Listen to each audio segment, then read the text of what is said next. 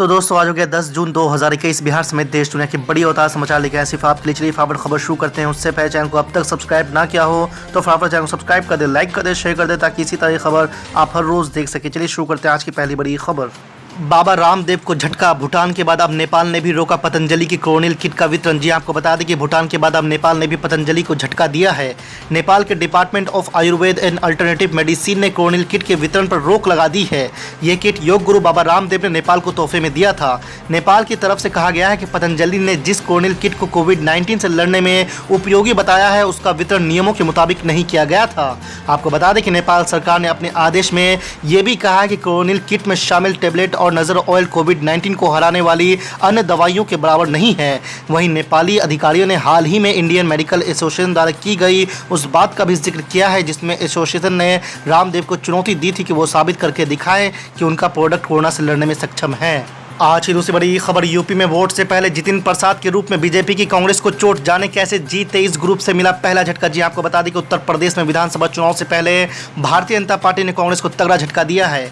भाजपा ने कांग्रेस पर surgical strike कर उत्तर प्रदेश में उसके कद्दावर नेता जितिन प्रसाद को छीनकर और अपने खेमे में मिलाकर मिशन 2022 की अपनी राह आसान कर ली है।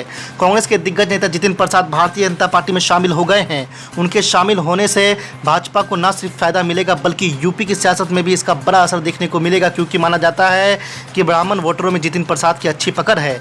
यहां भाजपा ने जितिन प्रसाद को छीन कांग्रेस को बड़ी चोट तो दे दी है, साथ ही कभी सोनिया गांधी को पत्र लिखकर नाराजगी जाहिर करने वाले समूह G23 से भी पार्टी को पहला झटका मिल गया है। दरअसल आपको बता दें कि पूर्व केंद्रीय मंत्री और यूपी कांग्रेस के दिग्गज नेता जितिन प्रसाद उन 23 नेताओं में शामिल थे जिन्होंने कांग्रेस के नेतृत्व में बदलाव और संगठन में चुनाव के लिए सोनिया गांधी को एक पत्र लिखा था। आज की तीसरी बड़ी खबर। बंगाल में अभी खत्म नहीं हुआ है खेला। टीएमसी से बागी हुए कई नेता घर वापसी के लिए है तैयार। जी आपको बता दें कि पश्चिम बंगाल में हाल ही में संपन्न हुए विधानसभा चुनाव भारतीय जनता पार्टी और तृणमूल कांग्रेस के बीच एक भयंकर लड़ाई देखने को मिली थी।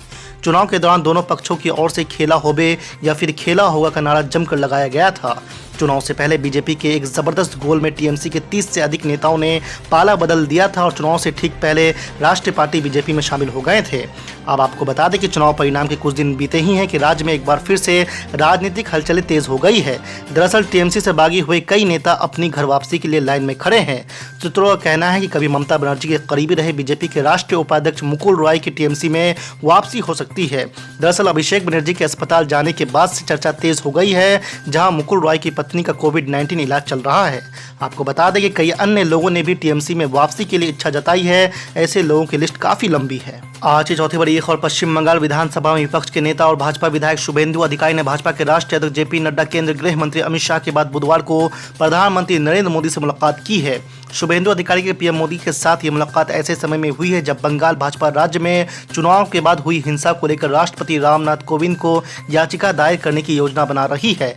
माना जा रहा है कि पीएम मोदी के साथ इस मुलाकात में अधिकारी बंगाल हिंसा और राज्य की स्थिति पर विचार विमर्श करेंगे। आपको बता दें कि शुभेंदु अधिकारी ने पीएम मोदी के आवास पर उनसे मुलाकात की। उन्होंने कल भाजपा के राष्ट्रीय अध्यक्ष जेपी नड्डा, केंद्रीय गृह मंत्री अमित शाह सहित पार्टी के कई शीर्ष नेताओं के साथ भी मुलाकात की थी, जिनके साथ शुभेंदु अधिकारी ने बंगाल में हो रही हिंसक घटनाओं पर चर्चा की थी। गौरतलब है कि बंगाल में चुनाव के बाद से ही हिंसा की घटनाएं देखने को मिल रही है। आज की पांचवी बड़ी खबर। बिहार में मानसून दस्तक देने को तैयार है। अगले 48 घंटे में ये सूबे में प्रवेश कर जाएगा। इससे पहले राज्य के अनेक जगहों पर प्री मानसून में मध्यम से भारी बारिश दर्ज की गई है, जबकि अधिकतर जगहों पर हल्की से मध्यम बारिश की स्थिति रही है। आपको बता दें कि मौसम विभाग की माने तो अगले 48 घंटे में राज्य के कई हिस्सों में वज्रपात के आसार है। जान-माल की क्षति न हो इसके लिए मौसम विभाग ने लोगों को सचेत रहने को कहा है। हालांकि मौसम वैज्ञानिकों का कहना है कि एक बार जब मानसून की बारिश शुरू हो जाएगी तो वज्रपात की तीव्रता और ऐसे बादलों के बनने की प्रक्रिया में कमी आएगी। इन सब के बीच अगले 2 से 3 दिन लोगों को सतर्क और सचेत रहने की चेतावनी जारी की गई है। आपको बता दें कि बिहार में मानसून पूर्णिया के रास्ते प्रवेश करेगा। आज की छठी बड़ी खबर। दलित मुस्लिम मामले को लेकर बिहार में सत्तारूढ़ एनडीए के घटक दल हम और भाजपा आमने सामने आ गए हैं। दोनों दलों ने बिना नाम लिए एक दूसरे पर हमला बोला है। गौरतलब है कि 2 दिन पहले डॉक्टर जायसवाल और फिर मंत्री जनक राम ने बिहार में अल्पसंख्यक समाज द्वारा दलितों को प्रताड़ित करने का मामला उठाया। इसे लेकर दोनों ने इस तरह की कुछ घटनाओं का हवाला देते हुए जिलों के अधिकारियों को पत्र भी लिखा था। इस पर हम के अध्यक्ष और पूर्व सीएम जीतनराम मांझी ने मंगलवार को सवाल उठाया है। उन्होंने इशारों में भाजपा प्रदेश अध्यक्ष डॉक्टर जायसवाल पर निशाना साधा है कि जब बिहार में दलित अल्पसंख्यक एकजुट हो रहे हैं तो पेट में दर्द क्यों हो रहा है। कहा है कि पूर्णिया की घटना ने बता दिया है कि सूबे के दलित अल्पसंख्यक एकजुट है, लेकिन जिनके पेट में दर्द हो रहा है वही बिहार सरकार पर उंगली उठा रहे हैं। आज की सातवीं बड़ी खबर, AIMM चीफ असदुद्दीन ओवैसी की कोरोना का टीका लेने वाली तस्वीर इन दिनों सोशल मीडिया पर काफ़ी वायरल हो रही है और इसी तस्वीर का फायदा बिहार के मुस्लिम बहुल सीमांचल क्षेत्र में भी मिल रहा है, जहां पर मुस्लिम समाज के लोग जो पहले टीका लेने से इनकार कर रहे थे वो अब धीरे धीरे टीका लगवा रहे हैं। दरअसल सीमांचल का अररिया, पूर्णिया, कटिहार और किशनगंज जिला मुस्लिम बहुल है और यहाँ की कुल आबादी लगभग 1.25 करोड़ है।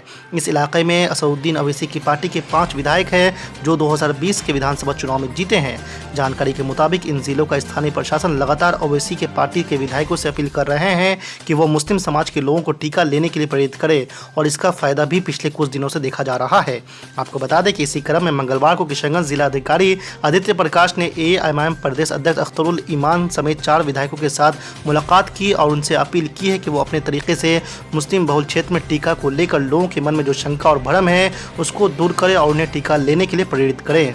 कहा गया प्रधानमंत्री का वो स्टेटमेंट के अगर किसी गाड़ी के टायर के नीचे एक कुत्ते का बच्चा भी आता है तो हमको तकलीफ होती है। यहाँ तो इंसान मर रहे हैं।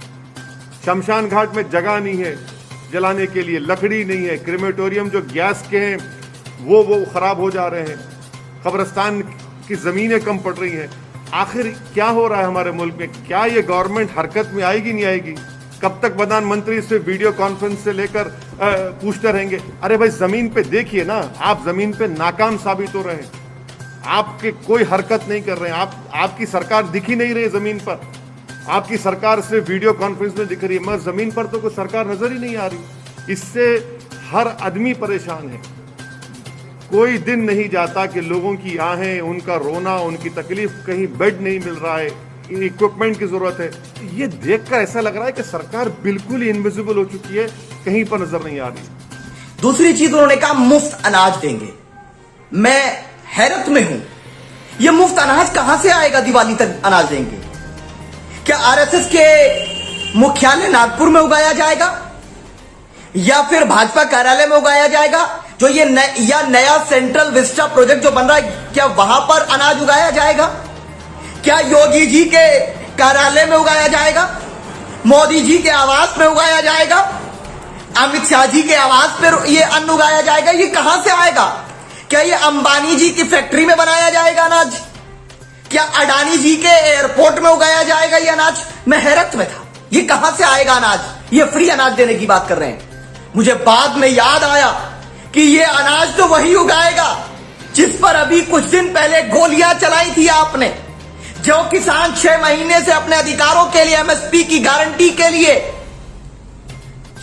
सड़कों पर बैठा है, ठंड में बैठा है, बारिश में बैठा है, जिससे आप बात करने तैयार नहीं हो, वही किसान तो अनाज उगाएगा।